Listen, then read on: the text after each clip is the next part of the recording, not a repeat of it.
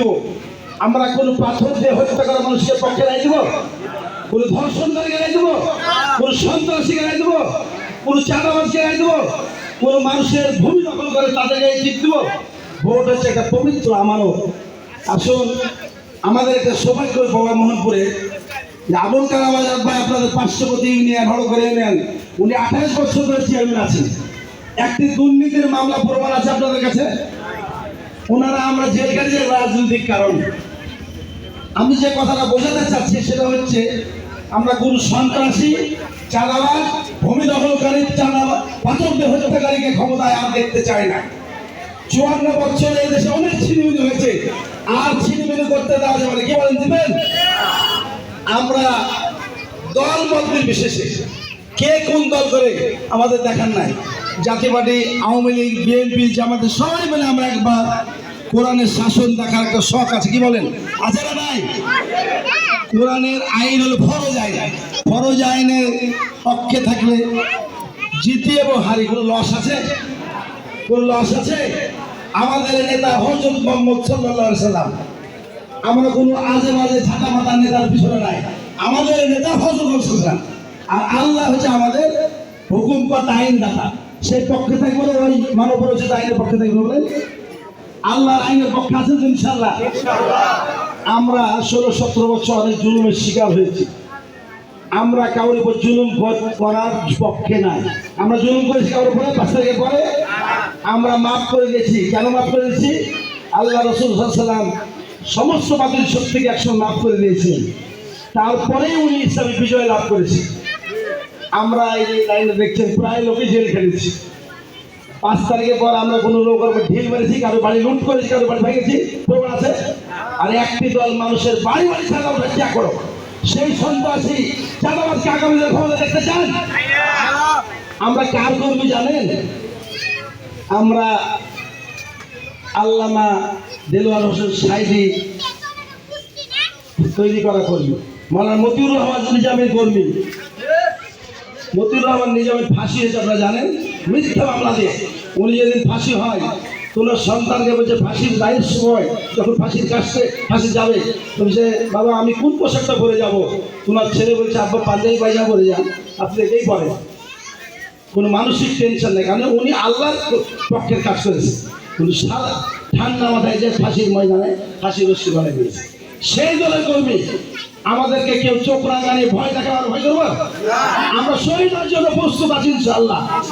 আগামী দিনে এই যে নির্বাচন হবে, এই নির্বাচনে আমরা কোরআনের পক্ষে থাকবো বলে। কি বলেন?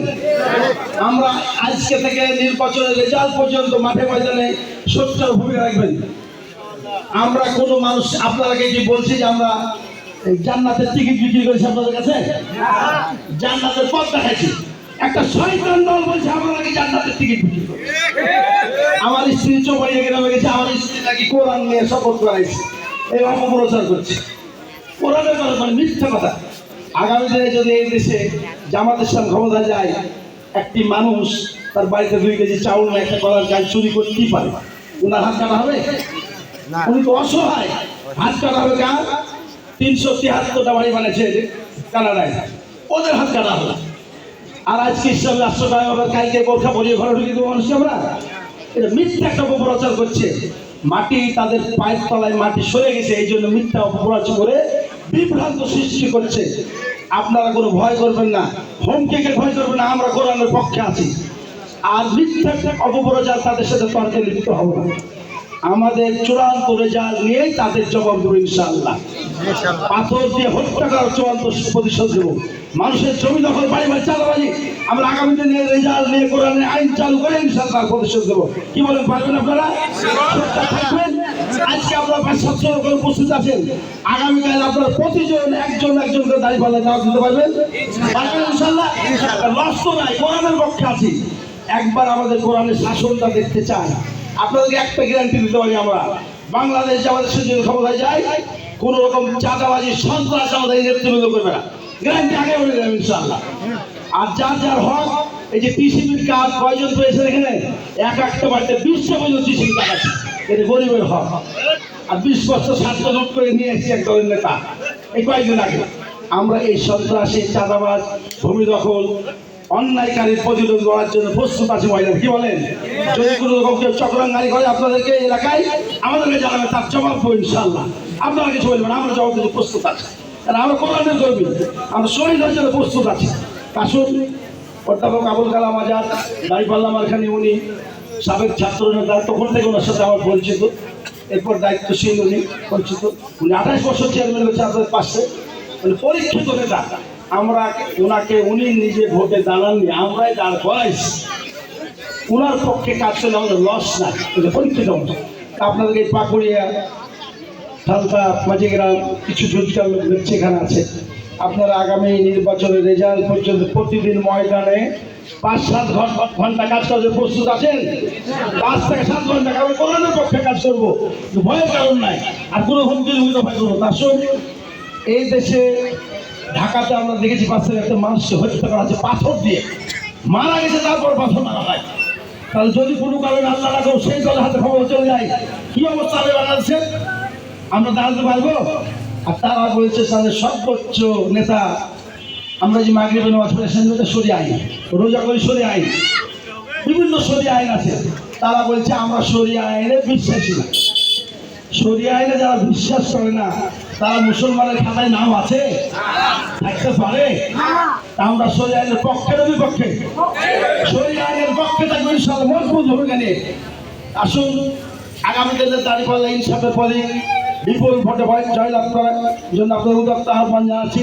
সারা বাংলাদেশে এখন মানুষের, দিনমজুর, অফিসার, প্রশাসন সবার মুখে একটি কথা, যে অনেক দলকে দেখেছি, আর ভোট করবো না, এবার আমরা দাঁড়িপাল্লার পক্ষে আছি। বলছে না? বলছে না? আপনারা সব এই কথাতে আপনাদের তো শক্তি আরো বেড়ে গেছে, না বলেনি? দুর্বল মন আছে, হীন মনতায় ভুগবেন না। মানুষ তৈরি হয়ে গেছে দাঁড়িপাল্লায় ভোট দেওয়ার জন্য, এবং ইসলামী রাষ্ট্র কায়েম হবে ইনশাআল্লাহ 100% বাংলাদেশে। মানুষ প্রস্তুত, শুধু আপনাদের কাজ হবে প্রতিটা মানুষের বাড়িতে আবুল কালাম দাঁড়িপাল্লার দাওয়াত পাওয়া। এটা মিস করবেন। একটা মানুষ আপনি পাশে বসে আছে, দাওয়াত দেননি বলে আমাকে তো বলেই নেই, এই যে ভুল করবেন না, প্রতিটা বাড়িতেই দাওয়াত দেবেন। আসুন, আমি যে কথা বলতে চাচ্ছি, যে আগামী দিনে কোরআনের বাংলাদেশ, আমাদের কোনো হারানোর নাই, লস নাই, লাভ ছাড়া লস নাই, শুধু লাভ আর লাভ। আমাদের এই পবিত্র আমানত শিল মারাবার টিপটাওয়ারটা অবশ্যই কোনো চাঁদাবাদ সন্ত্রাসীর পক্ষে হবে না, ইসলামের পক্ষে হবে, কি বলেন? আসুন, আমি আমার এই সংক্ষিপ্ত কথা, আপনারা অনেক সময় কষ্ট করছেন, আপনার এলাকার মানুষ নিজ উদ্যোগে এই প্রোগ্রামটা করেছেন, এই জন্য আপনাদেরকে অসংখ্য ধন্যবাদ। যেসব যুবকেরা কয়েকদিন ধরে পরেশানি বোধ করছে, আল্লাহ রাব্বুল আলামিন তাদেরকে ইসলামের জন্য কবুল করেন, সব আমিন। আপনাদের এই প্রোগ্রামে উপস্থিত হওয়ার জন্য আপনাদেরকে ধন্যবাদ জানিয়ে আমি আমার সংক্ষিপ্ত কথা শেষ করছি। আসসালামু আলাইকুম ওয়া রাহমাতুল্লাহ।